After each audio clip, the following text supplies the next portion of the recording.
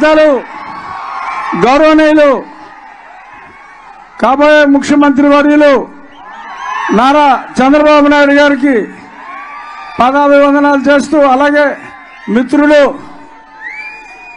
Ramaraju, Bharatiya Janata party MP అభ్యర్థి సోదరులు శ్రీనివాస వర్మ, నా మిత్రులు దుత్తిగా నాగరాజు, ఇంకా ఇక్కడికి వచ్చిన మీ అందరికీ మిట్ట మధ్యాహ్నం అయినా కూడా చంద్రబాబు నాయుడు గారి మీద గౌరవంతో ప్రేమాభిమానాలతో మీరందరూ వచ్చారు. మీ రుణం తీర్చుకోలేని రుణం.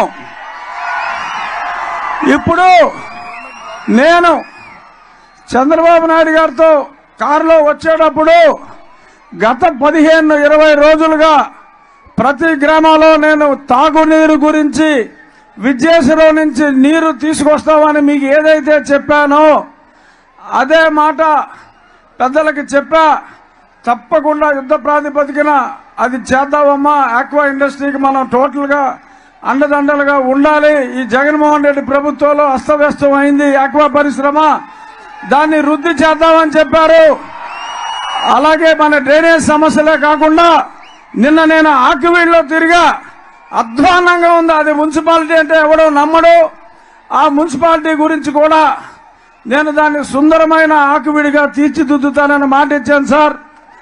మీ మీద నమ్మకంతో మీరు నాకు భరోసా మా ఆకివీడు గ్రామస్తులు ఆకివీడు పట్టణస్తులందరికీ కూడా ఇవ్వాలి అని వారిని కోరుకోవడం జరిగింది. తప్పకుండా చేద్దామమ్మా అని చెప్పి ఆయన మాట ఇచ్చారు. స్కీములు మేనిఫెస్టోలన్నీ ఆయనే చెప్తారు. నేను చెప్పేది ఒకటే, మీ భూమి ఒరిజినల్స్ కావాలి అంటే బాబు గారు ఓటేయండి. పనికిరాని జెరాక్స్ కావాలి అంటే పిచ్చోడు ఓటేయండి. అంతే. ఇది మెయిన్ పాయింట్.